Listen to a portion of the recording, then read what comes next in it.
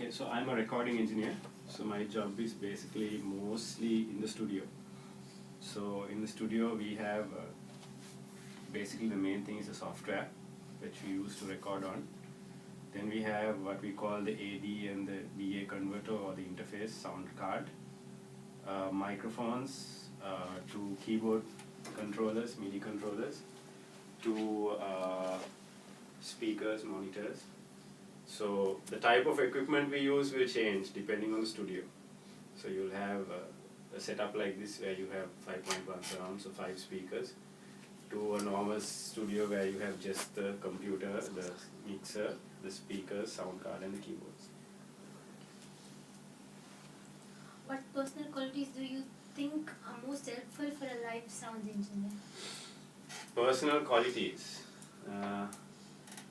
First of all, any live sound engineer should be able to work with people. So, one, you have to be able to, whoever the artist is, whoever the client is, to be able to work. So you have to have good PR skills. Apart from that, any good sound engineer or live sound engineer would have to obviously have a knowledge of what sort of his job basically. So anything from technical knowledge to even artistic knowledge you have to have. So for example, if a live sound engineer doesn't know what music is, it will be very difficult for him to balance or mix music. So those are some of the qualities you need to have. But I would say the most important thing is the ability to work with people and a lot of patience. Why do you want to make a career in this field? For me, I personally, I've been playing guitar, I've been playing drums since I was a kid. So music was in me. And one of the main reasons why I am in this career is because I love music and I love composing and making music. So that is the one thing that has driven me so far in what I'm doing. But for me, what really pushed me into this is my love for music. What kind of training do you have? So I have a diploma in sound and music technology by City and Guilds. But apart from that, before I got my diploma, I have worked as a recording engineer and a sound engineer for almost 9 years. So now I've been in this field for almost 11 years. So for me, most of it was experience before I studied. So my only qualification I have is my diploma in sound and music technology, but more or less it's a hands-on experience thing before. Do you feel the path you took is common in the industry? Not in Sri Lanka, because when it comes to being a recording engineer or sound engineer, it's not the first thing any person would look at, because the market is small and because the number of opportunities are less. So picking a career like this is not easy, but again it all comes down to how far you really want to pursue it. If you want to really pursue it, then you have to work hard and get to where you are. When did you know you wanted to become a live sound engineer? I have been a recording engineer for almost 11 years, but I first started getting into live sound when I was in church. So I was just in church when for our church services and stuff I used to balance sound. So that's the first time I've been in live sound. I didn't get into this wanting to be a live sound engineer, but about 4 years ago I really started going into it. And one of the reasons I enjoy live sound is it is very different from being a recording engineer, because live sound is always, it's not the same thing all the time. So if you go from one place to another place and do sounds at 2 different places, it's 2 different types of sound. So as an engineer, you have to be able to adapt and you have to be able to use your knowledge to get the most out of wherever you're doing the live sound. So that way it's a challenge, but when you come to recording studios, it's a more controlled environment. So the challenges and the difficulties you face as a live sound engineer you won't face in a studio. So when I started doing live sound properly about 4-5 years ago, I still do recording engineering, and recording engineering is my strong point. But I do live sound also because I love the challenge and the interesting aspect to it. What advice would you give students either going into school or just graduating about getting a job in this industry? My advice to students who want to get into this industry is first to research and see, because like I said, it's taken me almost 11 years to get to where I am right now. So any person who wants that sort of opportunity to get to where I am has to obviously be able to work hard. So it may mean months of not getting paid properly, months of working late hours, months of really sacrificing things to get to where you are. So if someone who's just getting out of school wants to become a sound engineer, what I would advise them is to always see if there are opportunities abroad, because the market abroad is vast. So even if it's to do with studies, it's always best to see if there are options abroad first before you think of staying here. That being said, Sri Lanka is a growing market. Every month or every year, it's something new happening. So if someone wants to pursue a career in sound engineering, I won't discourage. I would say go for it, but they have to be prepared to, face the difficulties and work at it. Why don't we use a condenser mic instead of a dynamic mic? Okay, that's a tough question to answer because it depends on the application, on where you are using it. If you take a recording studio, we mostly use condenser mics because of how sensitive it is. So in the studio, what we are doing is, if there is a vocalist or if there is a guitarist or if there is some sort of sound source you are trying to record, in the recording aspect, it's important that we get the sound as accurate as to the original source. So generally condenser microphones help us to capture that sound accurately. But if you move that concept to a live sound, most of the time condenser mics are too sensitive for a live stage. So you can't use a condenser mic for a vocalist if you have other instruments around. So because of the fact that it's so sensitive, it will pick up, if there's a drummer playing or some guitarist playing, it will pick up all that sound. So in a live setting, most of the time we would stick to dynamic microphones simply because of the fact that dynamic microphones are a lot more,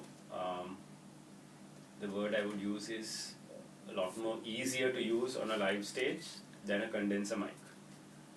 But in the recording studio, we stick to condensers because because the environment is controlled, we can use a condenser to capture the sound to closest to what we want to capture as possible. So that being said, we can't say that one mic is better than the other and the other one is better than the other. It depends on the application and where you are using the mic. That would determine if a condenser is better than a dynamic for that particular time. But there is nothing to say that you can't use condensers on live music or you can't use dynamics for recordings. Why is the room or a studio is shut close and we couldn't hear the music? Okay. Sound. I think the question you're asking is why is the studio soundproof? The reason being, now especially if you take our vocal booths, when we are recording, especially let's say for example a vocal, we want to capture only the vocal. So for example, if you try to do it in your bedroom without soundproofing, if a car goes down your lane or if a dog barks or if there is some noise outside, it's going to come into your room and that is also going to be picked up by the microphone. So if you're trying to record a song and if you don't have proper isolation, you're going to hear those noises and those sounds on your song. So one of the main reasons we soundproof a studio is, one reason is to isolate the sound so that there is no interference of sound from outside. Another reason we soundproof is, obviously one of the reasons is, you know, this is what we call a control room. So when we compose a song and when we go into mixing it and mastering it, we are usually doing it at a very loud volume. So if you don't soundproof, all that sound is going to leak outside, and it's going to be disturbance for outside. So generally, the main reason we soundproof a studio is so that there is no sound going out or sound coming in. So that's the main reason. How you soundproof and how you would soundproof a room and how much to an extent you will soundproof depends on your room and depends on your application. But the main reason is to isolate the sound. There is something in front of a microphone. It is the pop filter. What's the use of it? Okay, a pop filter is there basically. Now, if you speak normally, you will find that certain what we call syllables are stronger than the others. So, for example, if you take sounds that sound like a b or a p. So, if I say peak or beak, you hear that there is like sort of extra pressure from your lips, and that is because of the way you pronounce the word. So when you put a microphone in front of that, so what the microphone does is it converts normal air pressure to voltage, right?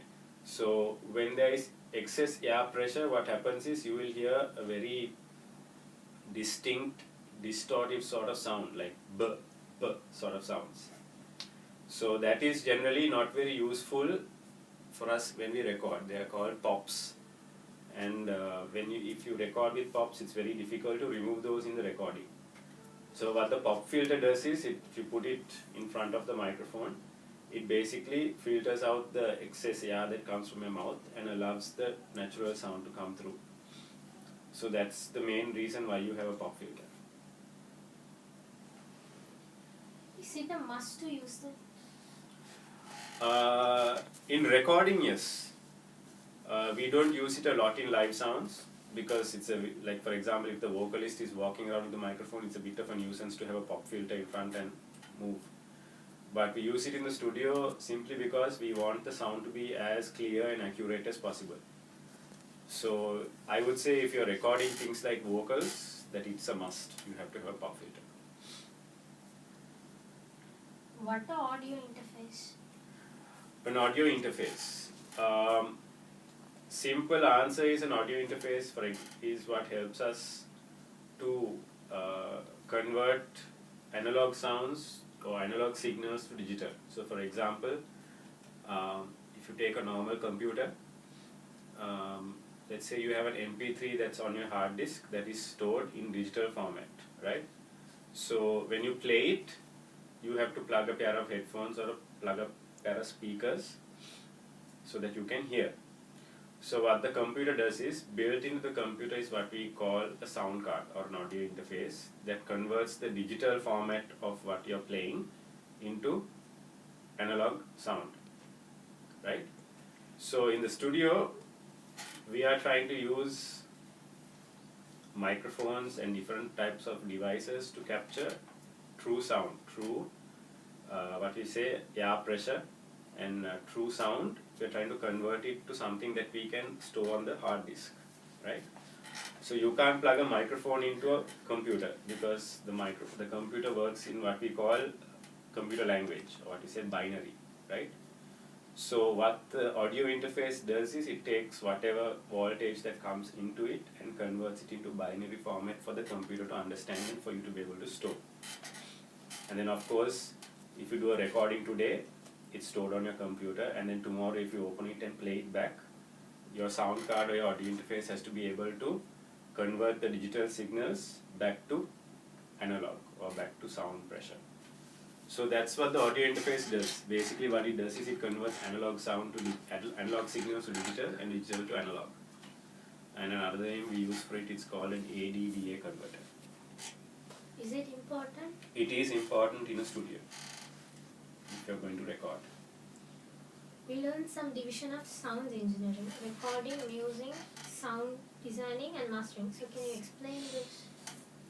Okay, so recording engineer is someone who is in the studio, who is most focused on recording a signal. So for example, if you want to record a song and if you bring a guitarist or if you bring a vocalist or if you bring a drummer, the recording engineer's job is to make sure that whatever sound that needs to be captured is captured accurately, right? You have a recording engineer, then you have another guy who's called a mix engineer, right? So what a mix engineer does is, for example, if you have a full band that's playing, so you have drums, bass, guitars, violins, piano, vocals, background vocals. So what the mix engineer does is he takes all that into his software, and what he does is it's sort of like an art. He tries to create a picture so that when a person is listening, they can feel what is being sung or what is being played, right?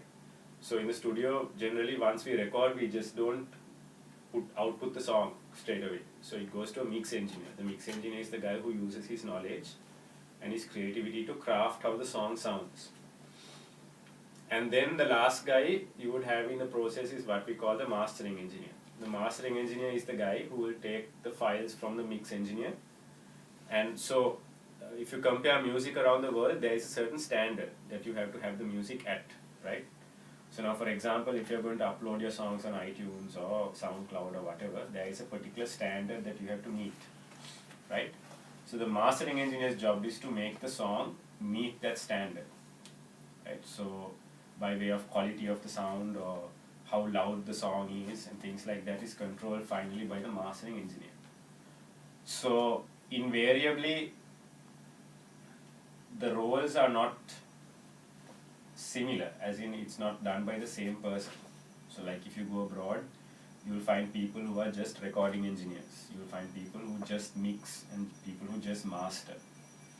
But in Sri Lanka, most of the time, the recording engineer, mix engineer, mastering engineer is always the same person, because of the fact that if you're doing a song, you don't generally have a budget to have it sent to 3 different people to get an output. So that's what basically the 3 main job roles in a recording studio is. Apart from that, you have a live sound engineer. If you go to live sound, you have what you call a live sound engineer, right? That also there are 2 different people. One guy is called the monitor engineer, and then you have the front of house engineer. The monitor engineer's job is, for example, he'll be on the side of the stage, and his job is to make sure that all the musicians can hear each other well, right? The front of house engineer is basically, his job is to make sure that whoever is standing in front of the stage can hear the sound to the best quality. So different job roles within the whole what you call a sound engineer. Yeah. That's all.